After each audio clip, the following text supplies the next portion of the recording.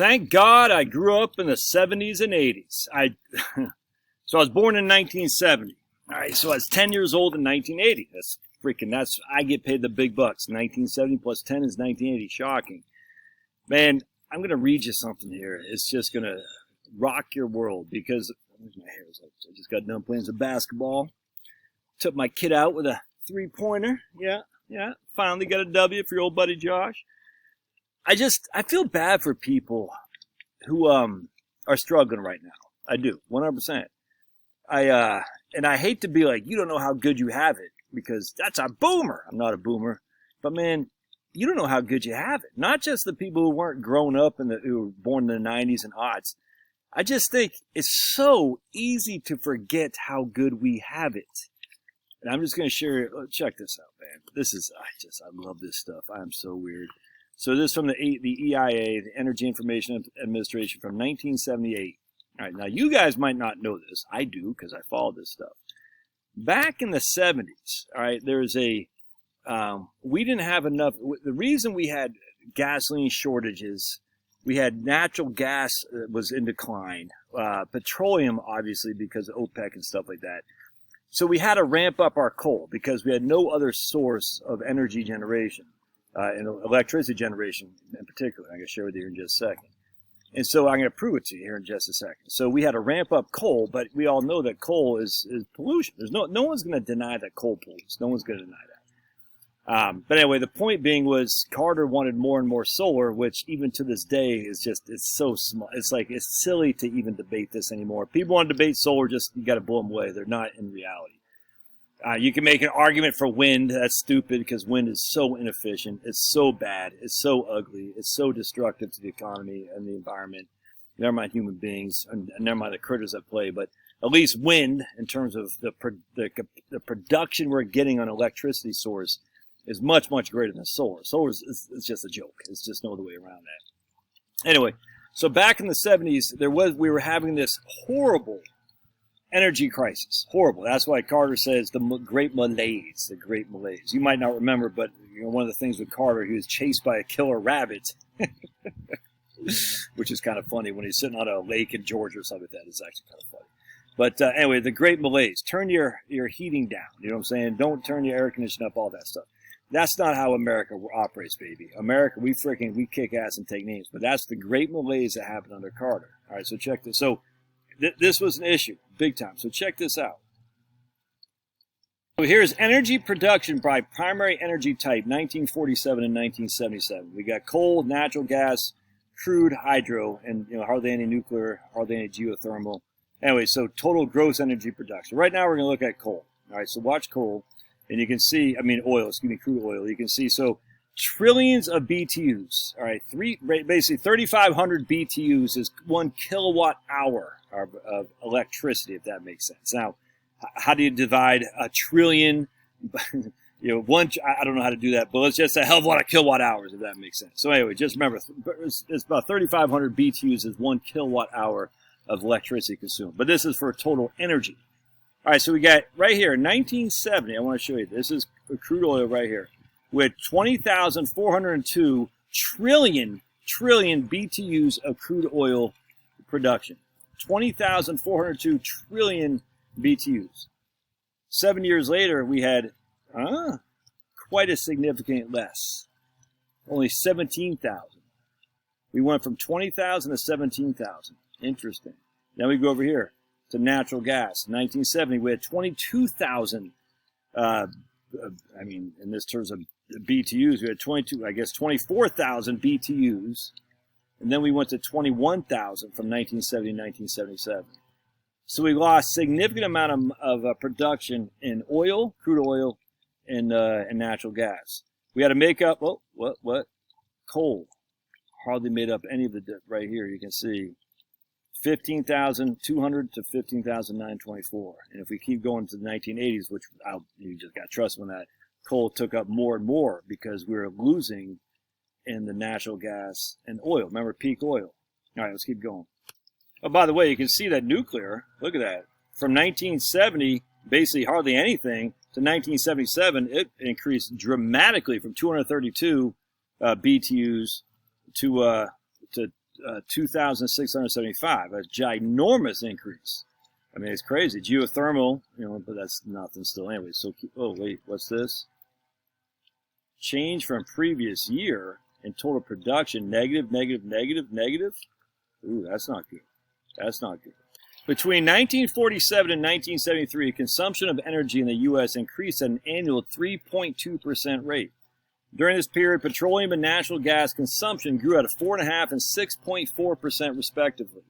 During 1974 and 1975, total energy consumption fell by 2.7% per year, but then increased in 1976 and 1977 by 5% and 2% respectively. Petroleum consumption decreased by 2.9% annually, and then increased on average at 6.2% from 1976 and 1977. Natural gas consumption declined 3.3%.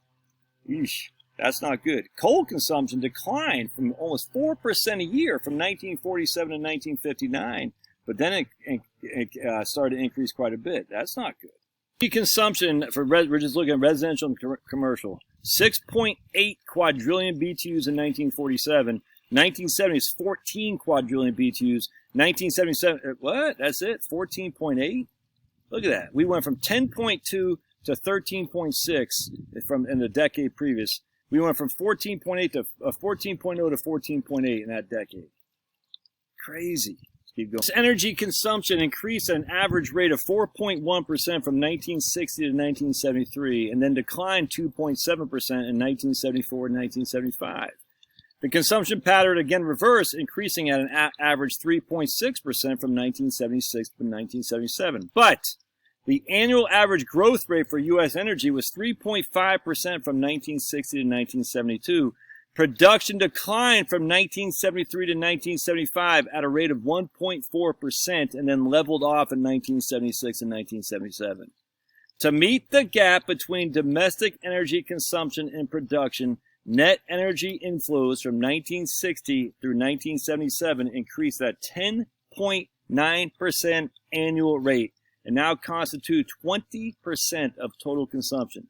Net energy inflows, that's imports. We're importing 20% of total consumption. Folks, our butts are up against the wall. I'm going to show you something here. Crude oil production peaked in the U.S. in 1970 and declined each year until 1977, when increased production in Elk Hill fields in California and the North Slope, Alaska, reversed the trend. Imports of crude oil have been increasing at a rapid rate since 1971, reflecting both the rise in demand for petroleum products and the decline in production. Yeah, and did you know how bad the 70s were? The decline in the demand for refined petroleum products in 1974 and 1975 reflected higher prices, conservation, and decline in economic activity. Gasoline prices to consumers have risen from 46 cents per gallon to 63 cents from 1974 to 1977. U.S. price controls in effect on gasoline since June of 1973. Who was president then? You freaking idiots. Not you guys, that freaking idiot Nixon. U.S. price controls on gasoline have limited price increases to the extent necessary to cover actual cost increases. And what happens when you have price controls? You have supply decline. Supply decline leads to what? Scarcity, which is why you have gas lines, dude. If you have what do they say? If your tags end in an odd number, you can go on Tuesday. If your tags end in an even number, you can go on Wednesday to get your gas. That was the America we were living in the 70s. But it's so much better back then. The average dealer margin declined from 9.7 cents per gallon to 8.3 cents. The low point is in 1976 when it was 7.7 cents, which, of course, if you're going to put price controls on, your suppliers are the ones who pay the price controls, and they're not going to supply it anymore. The average selling price of residential heating oil rose from 31 cents in 1974 to 48 cents per gallon, a 55% increase from 1974 to 1977. And guess where the bulk of the heating oil was going into the Northeast, and guess who's supplying it to us? Oh yeah, those good guys in Saudi Arabia, the Middle East, and Nigeria. Our friends, for sure, right? Natural gas supplies decreased from 1973, 74, and 75, 0.4, 3.8, and 5.9% respectively, followed by a leveling trend in 76 and 77. We're running out of gas. You can see right here the natural gas consumption dropping in the late 70s. Saved us because it was a cluster fart. Charlie Foxtrot. So here we are back in the 1970s. This is fossil fuels, coal, petroleum, natural gas, other gases. Consumption for electricity generation. This is just electricity generation by energy source. So you can see here, coal went from 7.27 trillion BTUs in 1970 to freaking double that in 1988. Petroleum went from 2.177 trillion BTUs to what? Went to 1.56. Natural gas went from 4,000 to 2,700. Yeah, we were in a world of hurt energy-wise, and that's just a fact, Jack. Now, thankfully, some of nuclear picked up the slack. Here we are, 239 trillion BTUs, I guess. I don't know if I'm not going to look at the number 5 there, but anyway, whatever that 239 is, to 5,587. So nuclear was picking up the slack, but where's nuclear now? 2011, this is 2008, 8.259. Here's petroleum way down here, again, because we're not using petroleum for electricity, but look at natural gas. Took off like a bat out of hell. Huh, what happened right around here to make natural gas go from there to there? Anyone want to guess what happened?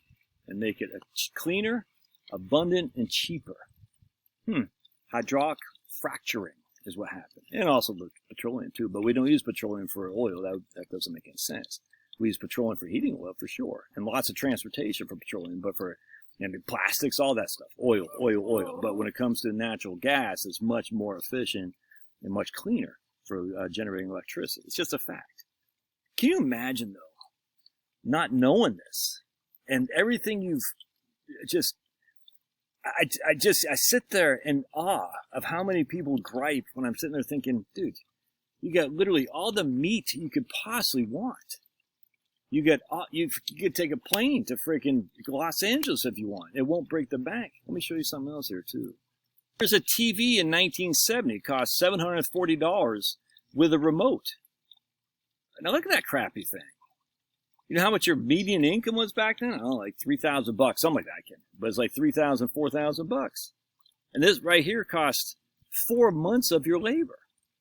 Now look at this food sealer, $15.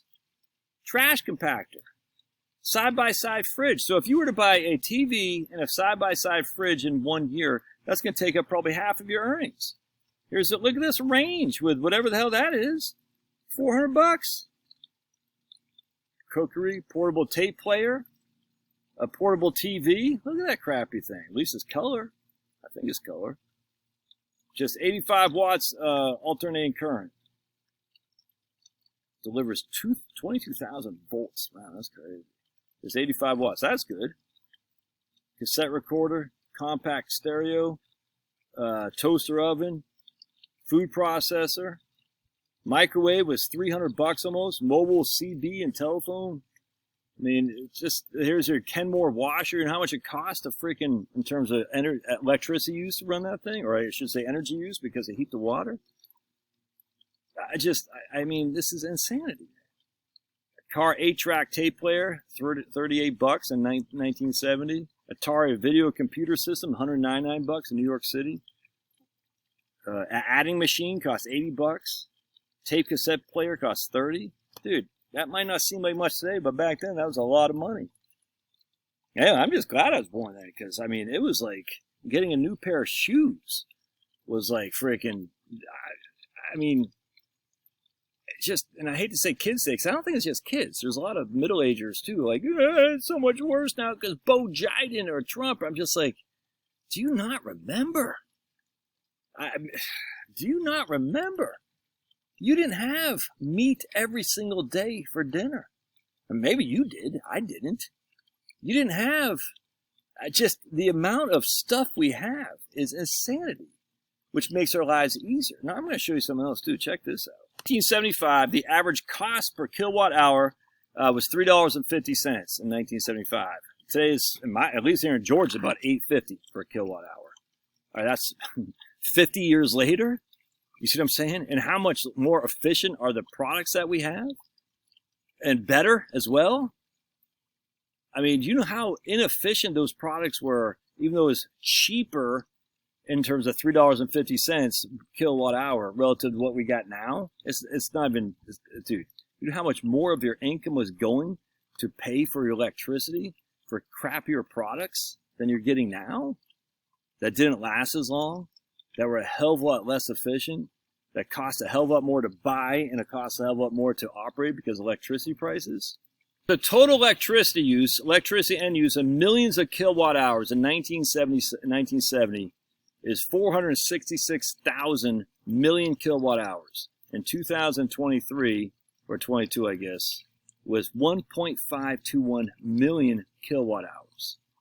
So the price, the amount of kilowatt hours in terms of electricity end use, the sales that we've used, has gone up by a factor of 500%. And yet the cost hasn't gone up by 500%. From some of you guys, you live in Massachusetts, sure. But the efficiency, how much you're actually using, has gone down significantly with all the stuff that you use that relies on electricity. It's crazy, man. Massachusetts, in terms of kilowatt hour prices, 27 cents a kilowatt hour. Here's Maine, 27 cents. New Hampshire. All these states are the highest in the Northeast: Connecticut, Hawaii, is that Alaska, New York, Vermont. So you're like, oh my goodness, it takes a lot of electricity to live in these places. It does in terms of cost per kilowatt hour, but they don't use nearly as much as we do in the South. And the reason, frankly, is because Maine, let me just show you, for example. Energy source used for home heating in Maine is only 10%. So only 10% have their stupid heat pumps, whereas the U.S. average is 41%. So again, we don't use as much, I'm not Maine, we don't use as much, people in Maine don't use as much electricity to heat their homes as they do elsewhere because it's so damn cold up there that they use the bulk of their fuel oil and propane and natural gas combined for the vast majority of home heating. So that's what you want to see. So they just don't use nearly as much electricity, kilowatt hours, even though the price is higher than they do in other places because they use fossil fuels to heat their homes. And, you know, the same goes for, like in Georgia, Alabama, Louisiana. We use a lot of electricity down here because we have heat pumps. So we use electricity to heat our homes. Well, I guess it would use your electricity to heat your homes in the wintertime, but certainly to cool your home in the summertime. In Maine, they don't use the electricity as much. In Hawaii and California. So while Hawaii, California, Maine, Connecticut, they have a higher kilowatt hour cost, they don't use as much electricity because in the summertime, they don't use as much air conditioning. In California, they probably don't ever use, hardly very much, any kind of heating mechanism. And if they do, there'll be a little bit of electricity, but certainly it won't be nearly to the extent that we would have to heat our homes up in Maine or even here in Georgia. Anyway, the point being is, I just think people forgot what it's like, man. They're so eager to gripe about things now. I'm like, dude, if you can go to the grocery and get meat as much as you want for, yeah, it might challenge the budget. I get it, but man, I'm just glad I was born back then because I'm just grateful. I'm just grateful for what I got. It's crazy. We got as much. We eat so much that we have an obesity epidemic in the United States, or pandemic, whatever it is. It wasn't like that in the 70s. It just wasn't. We got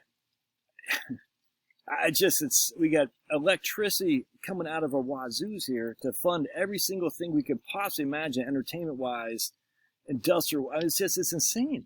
And yet people still gripe and say it's so much worse. I'm like, I just thank the good Lord I was born in the 70s. It wasn't better in the 70s. It just wasn't. It was dark. It was cold. It was very scarcity was the letter of the land or the letter of the day, whatever. And now we just don't have the same much. We don't have as much. Now, if we don't get our energy under wraps, and we need Trump to do that because Biden's not going to do it, and Bo Biden wants us all to suffer like a fiefdom.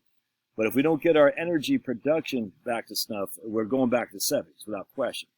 I just say thank the good Lord I survived that because I know what it's like, and I don't want to deal with that again, but I can't because I survived it before. And you can too. What else are you going to do? Jump off a bridge? Yeah. Just be grateful for what you got. All right, we'll see you guys. Love your thoughts.